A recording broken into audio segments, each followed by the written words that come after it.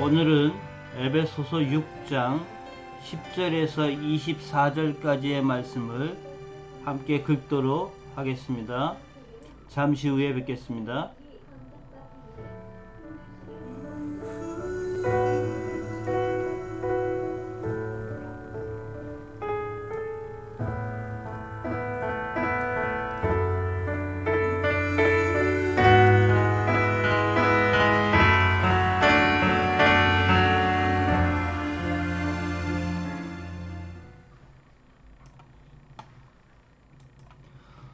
예, 여러분 반갑습니다.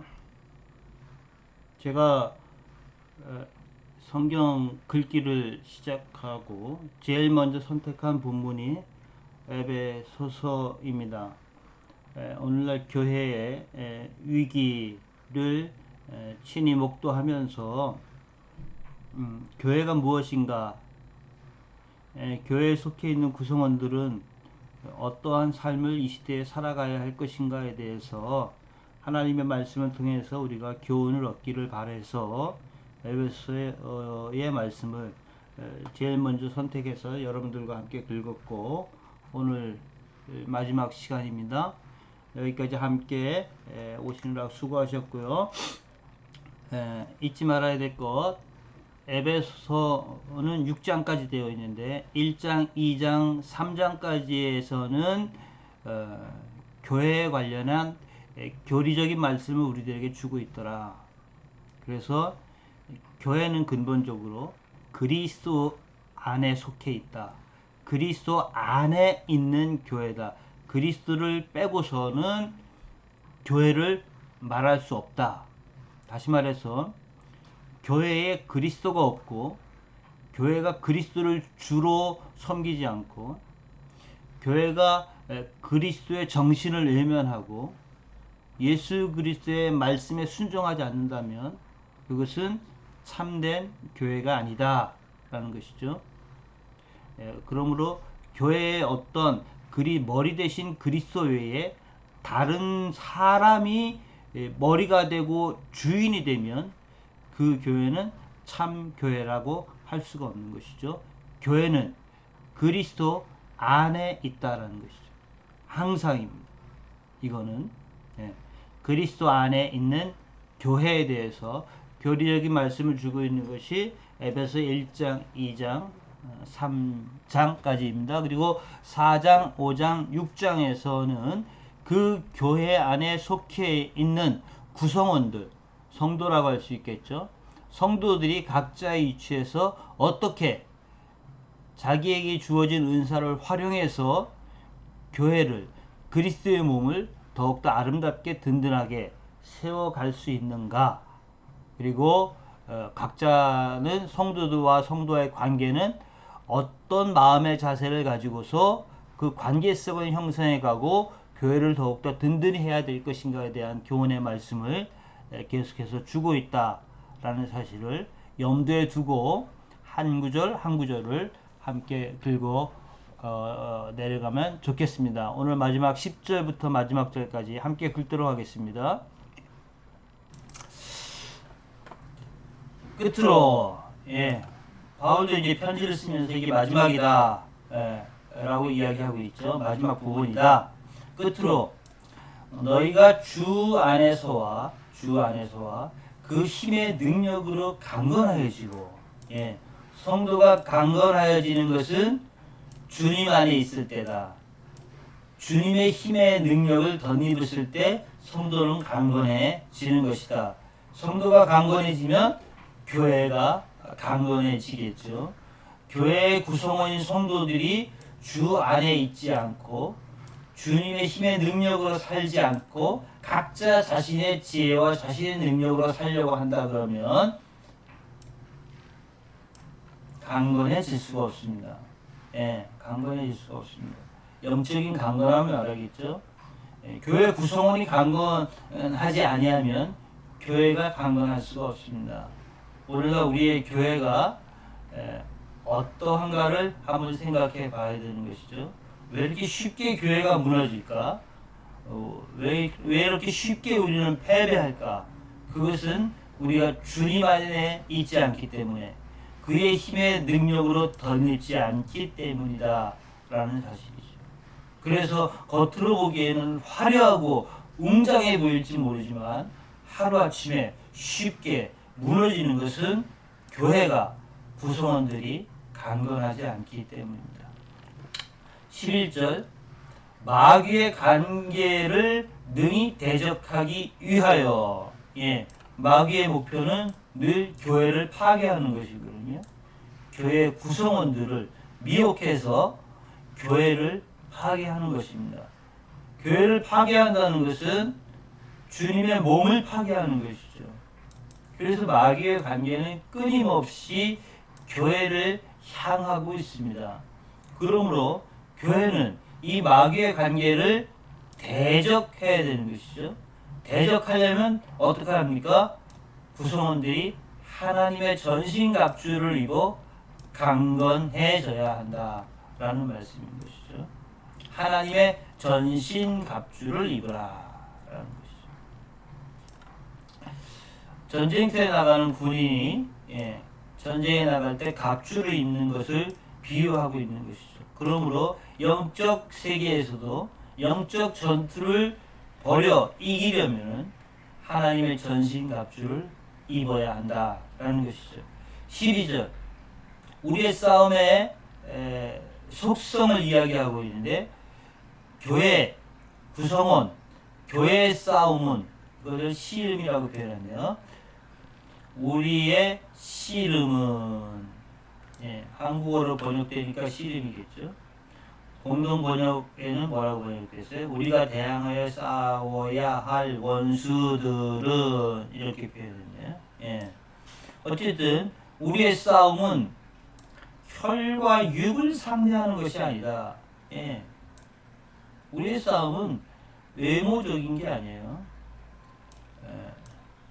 오히려 통치자들과 권세들과 이 어둠의 세상 주관자들과 하늘에 있는 악의 영들을 상대함이라.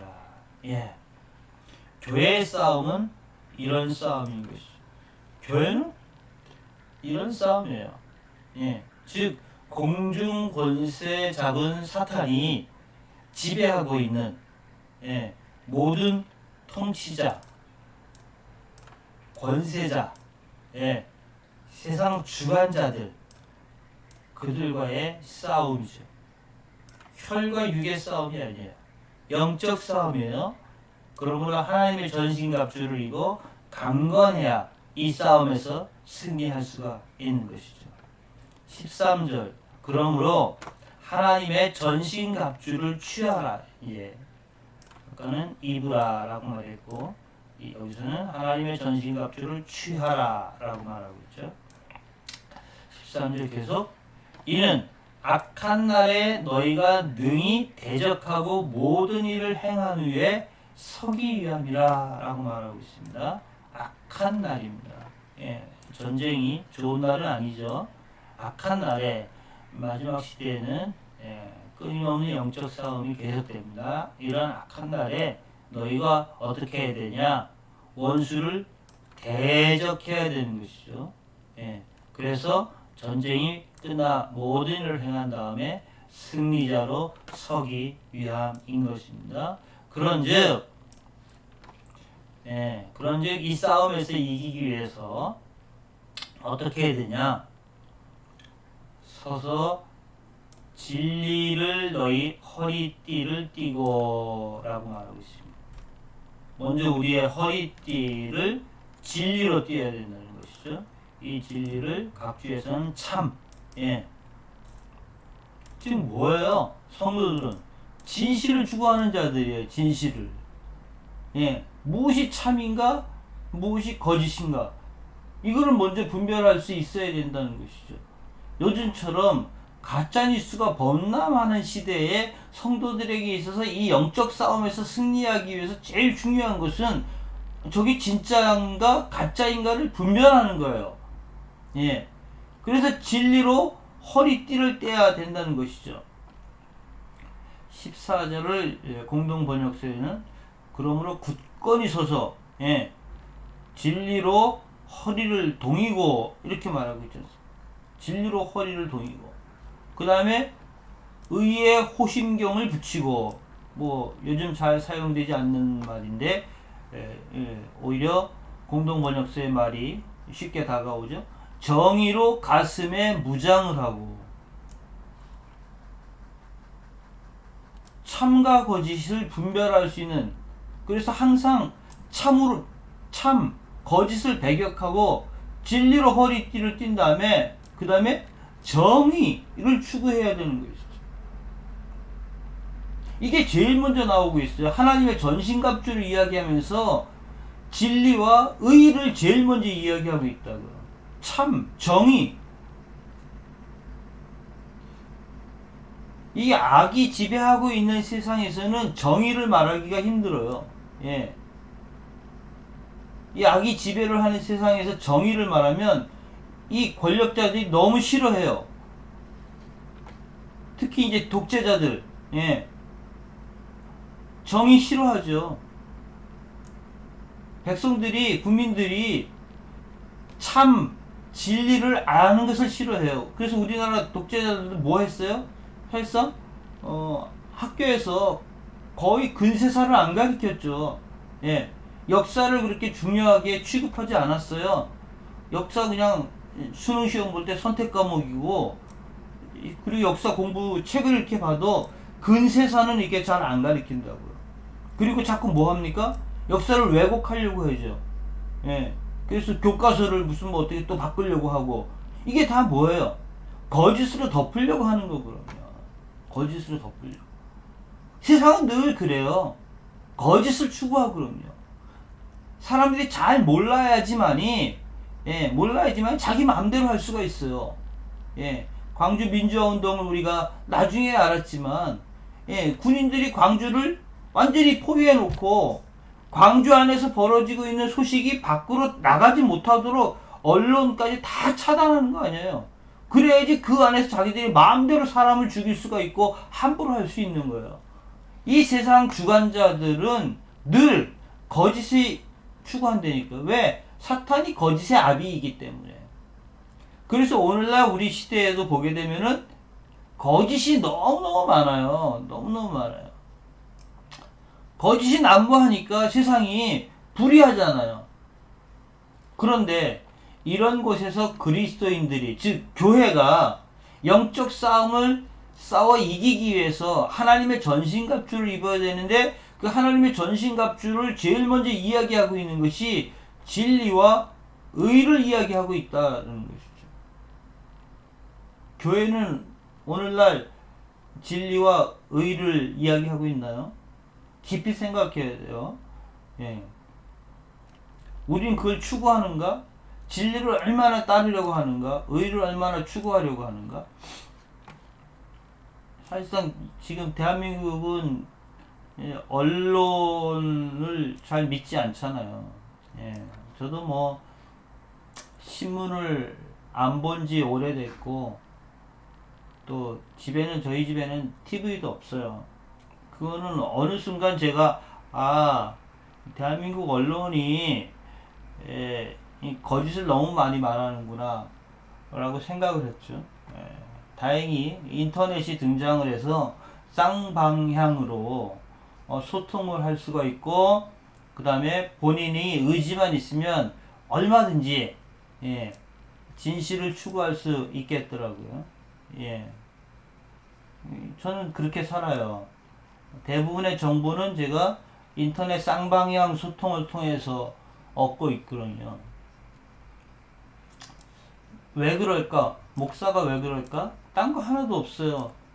거짓이 너무 많다 보니까 뭐가 진짜지? 이런 생각을 자꾸 하게 되는 것이죠. 누가 뭐라고 해더라도 누가 무슨 정보를 주더라도 그거 진짜야? 확인해 봐야지 하면서 팩트 체크를 하게 되는 것이죠.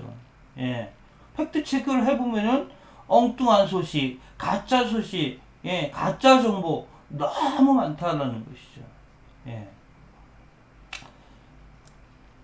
교회 안의 성도들은 진리를 추구합니다. 정의를 추구합니다. 여러분들이 그러한 성도들이 될 수 있기를 바랍니다. 15절 평안의 복음이 준비한 것으로 신을 신고 라고 말하고 있습니다. 발에는 평화의 복음을 갖추어 신고 그렇게 싸우는 가운데서도 우리가 궁극적으로 추구하는 것은 뭐예요? 평화예요. 왜? 복음은 모든 사람들에게 평안을 줘야 되기 때문인 것이죠. 우리는 다 그리스도의 종이고 하나님의 뜻을 행하는 하나님의 사람들이에요. 우리는 지금 복음을 들고 있어요. 이 복음의 근본 정신은 평안이라는 것이죠. 정의를 추구하다 보게 되면 또 진리를 따르다 보게 되면 싸움이 잦을 수가 있어요. 그런데 궁극적으로 정의와 진리를 추구하는 것은 매우 중요한데 더 깊이 둬야 되는. 그래서 얻을 것이 무엇인데? 그래서 얻을 것은 모든 사람들의 평화예요. 우리나라는 남과 북이 분열되어 있잖아요. 그래서 우리는 어려서부터 우리의 소원은 통일 이야기를 했어요. 왜냐하면 남과 북이 분단되어 있으니까 우리에겐 참 평화가 없는 것이죠. 같은 민족끼리. 그래서 통일을 해야지만이 민족이 하나가 되고 이 한반도 땅에 참된 평화가 오겠다라고 생각을 하는 것이죠. 복음을 간직한 교회는 세상보다 앞장서 평화를 추구해야 돼요. 평화를 추구해야 돼요. 훗날 언젠가 남과 북이 하나가 되고 통일이 되었을 적에 교회가 이 일에 가장 앞장서서 한반도의 통일이 이루어지고 이 땅에 평화가 깃들게 되었다라는 소리를 들을 수 있어야 돼요. 그런데 사실은 이 평화를 싫어하는 사람들이 우리 안에 많이 있다라는 것도 발견하게 되죠. 씁쓸합니다. 16절 모든 것 위에 믿음의 방패를 가지고 앞서 말씀한 모든 것 위에 믿음의 방패가 있어야 되는 것이죠. 하나님을 향한 믿음. 하나님이 세상의 주권자이시다 라는 확실한 믿음을 가지고 나와야지 우리가 승리할 수가 있는 것이죠. 어떤 분들은 이렇게 얘기를 해요. 하나님의 전신갑주를 이야기하면서 이런 것들이 다 방어용이죠. 방어용 무기다라는 이야기도 하는데 큰 의미를 안 둡니다. 그것보다 더 중요한 것은 앞서 말하고 있는 믿음, 평안, 복음, 진리, 의 이런 것들이 우리가 추구해야 되는 핵심 단어다라고 할 수 있는 것이죠. 믿음의 방패를 가지고 이로써 능히 악한 자의 모든 불화살을 소멸하고 공중권세답은 사탄의 세력 모든 악한 자의 모든 불화살을 소멸해야 되는 것이죠. 우리가 살아온 세대가 80년대, 90년대, 앞서도 마찬가지지만 정말 험난한 세월을 대한민국 국민들은 살아왔어요. 군사 독재 시절을 거쳐서 지금에 이르기까지 정말 수많은 이 불화살을 감당을 하면서 지금까지 여기까지 오게 된 대한민국 모든 국민은 참으로 위대하다라고 생각을 합니다. 이렇게 적을 소멸한 다음에 17절 구원의 투구와 성령의 검 곧 하나님의 말씀을 가지라 라고 말하고 있죠. 그래서 성령의 검 이것이 공격 무기다 라고 말하고 있지만 그것을 말하려고 하는 것이 아니라 더 중요한 단어 은유를 가져와서 구원과 성령, 하나님의 말씀 이런 것들을 지금 사도 바울은 강조하고 있는 것이죠. 이게 곧이라는 단어가 나오면 앞에 하고 뒤에 거하고 같다라는 것이죠. 성령의 검은 하나님의 말씀이다. 그래서 하나님의 전신갑주를 입고 싸우는 사람에게 있어서 가장 중요한 공격 무기는 하나님의 말씀이다. 뭐 이렇게 해석을 하는데 어쨌든 우리가 하나님의 말씀을 가져야 되는 것이죠. 18절 그런 다음에 모든 기도와 간구로 기도하고 간구하는 사람들은 겸손한 거예요. 내 힘으로 하는 것이 아니라 내가 모든 것을 다 가지고 있다고 할지라도 하나님의 은혜, 하나님의 도우심을 구하는 자세가 기도이거든요. 기도와 간구를 하되 항상 어떻게 성령 안에서 기도하라라는 것이 매우 중요하죠. 기도하라라고 말하는 것을 끝나는 것이 아니라 앞에 성령 안에서 기도하라. 그리스도 안의 교회, 성령 안에서 기도 이런 건 뭐예요? 기도를 하는데 성령 밖에서 하는 기도가 많은 거예요. 성령을 의미하고 그냥 내 욕심, 내 욕망을 기도하는 기도가 너무나 많이 있는 것이죠. 그래서 에베소서에도 바울의 기도가 2번 언급되어 나온 것을 우리가 봤지만 그 기도에 보게 되면 자신의 욕망과 욕심을 구하는 기도가 아니에요. 성령 안에서 기도하고 이를 위하여 깨어 구하기를 항상 힘쓰며 영적으로 깨어 있으라는 얘기죠. 영적으로 깨어서 하나님과의 관계성을 맺는 이 기도를 힘쓰며 또 기도할 때 여러 성도를 위하여 구하라 라고 말하고 있어요. 이기적인 기도가 아니라 이타적인 기도죠. 나를 위한 기도가 아니라 타인을 위한 기도죠. 나, 우리 집, 우리 가족, 우리, 뭐 이러한 개념을 좀 더 뛰어넘어서 이웃, 민족, 열방 이런 기도를 드릴 수 있다면 더욱더 훌륭한 성령 안에서의 기도다라고 할 수가 있는 것이죠. 왜냐하면 기도의 근본 정신이 그러하기 때문에 그래요.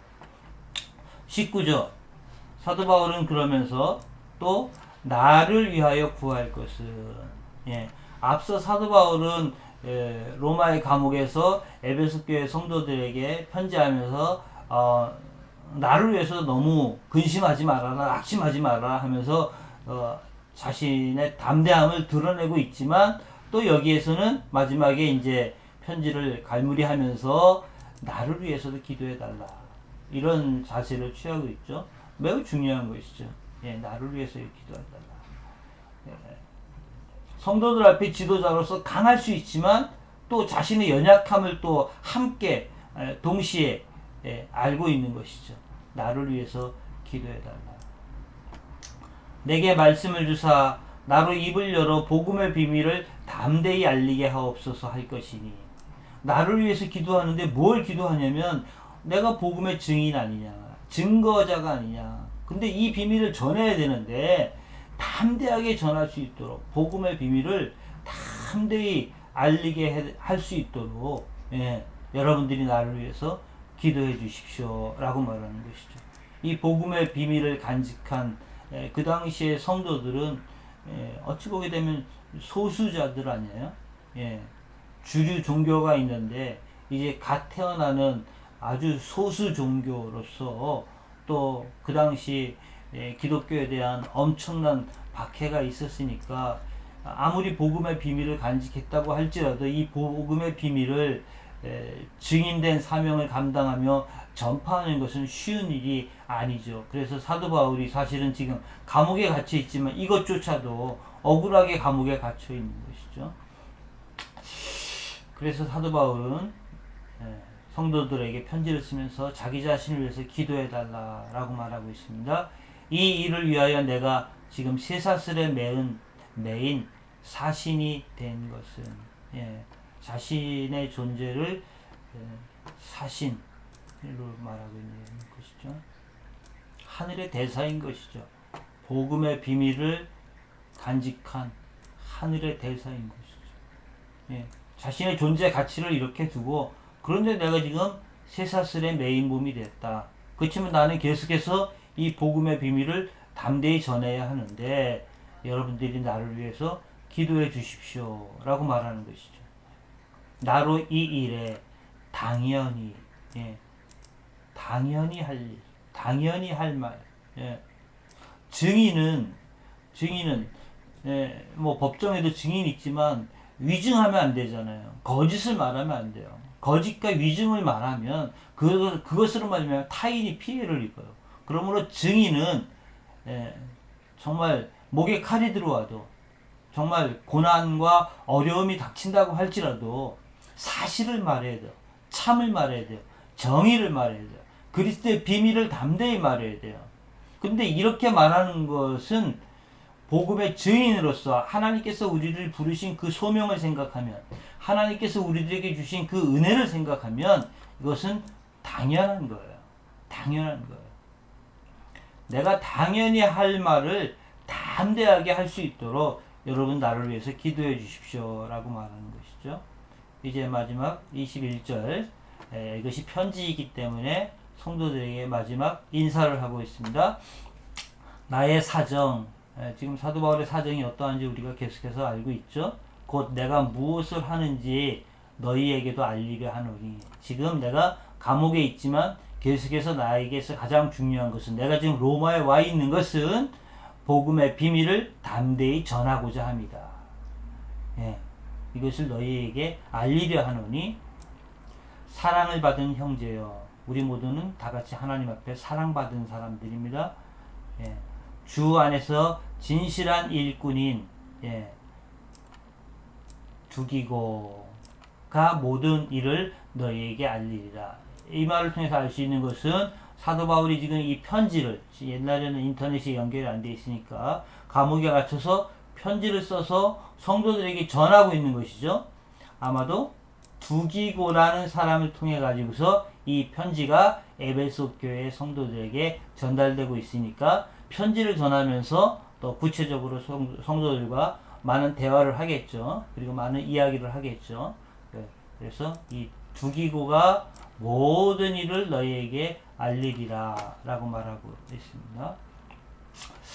우리의 사정을 알리고 또 너희 마음을 위로하기 위하여 여전히 교회 지도자로서 성도들을 마음에 품고 있는 따뜻한 바울의 마음이 읽혀지네요. 본인은 더 고초 가운데 있으면서도 밖에 있는 성도들을 위로하고자 하는 마음인 것이죠. 내가 특별히 그를 너희에게 보내었노라. 두기고를 너희에게 보내었노라. 아버지 하나님과 주 예수 그리스도께로부터 평안과 믿음을 겸한 사랑이. 우리에게 가장 중요한 건 사랑이죠.